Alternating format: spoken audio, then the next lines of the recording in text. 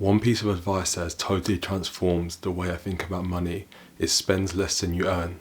In other words, live below your means. This is really the only way to have a healthy relationship with money, because as soon as you start spending more than you earn, financial problems will start following you. In this video, I'm going to walk you through 5 things living below your means allows you to do that can change your life financially. Living below your means allows you to build an emergency fund. This is a cash buffer kept in an accessible savings account with a high interest rate. This money is ring-fenced for an emergency, such as your car breaking down, your boiler breaking, you have to have an emergency trip to the dentist. You can use money from this pot to pay for it. This prevents you going into debt to pay for the emergencies, giving you more financial security. Going into debt to pay for emergencies is just giving more money to the bank in interest. Living below your means will give you the disposable cash to invest in assets. This can be through things like stock market investments or real estate. Living below your means gives you the capital to make your money work for you, making you more money in the future. Personally, I'm living below my means and investing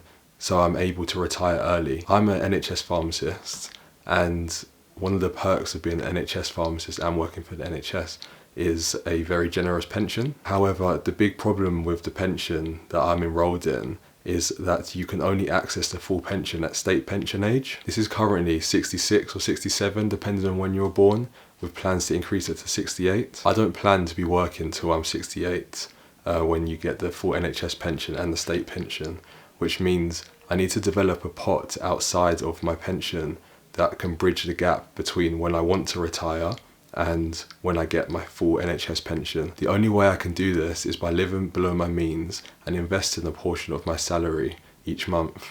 This can be in like a stocks and shares ISA or a self-invested personal pension. Living below your means also means that you have spare money to invest in yourself. This spare money can be used to, for example, start a business, buy equipment that you might need to improve yourself, or can be used for self-education, for example, books or going on courses, which could make you more money in the long run. In our 20s, we might not be the richest, but we are time millionaires. Consistent positive action of investing, whether that's in ourselves or investing capital, will pay dividends over the long run.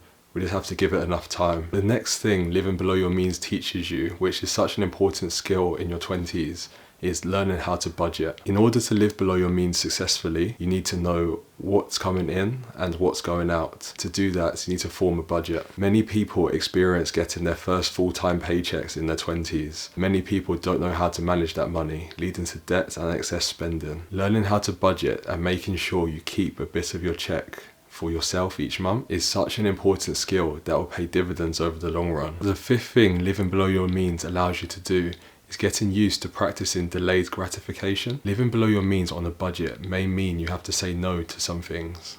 For example, going out drinking every weekend or going to expensive restaurants regularly. This builds the discipline needed to win at this game called life. Just remember, the money you saved can continue to compound over years and years and years and be worth much more to you in the future. Think of it as paying your future self. Living below your means allows you to access extra cash that can be used to purchase time freedom and financial freedom. And your 20s are the best time to lock in and try and find some extra cash to invest because of such a long time horizon for that money and skills to compound. The cost of not investing in yourself is huge and something that no one should miss out on. I hope you took something useful away from this video.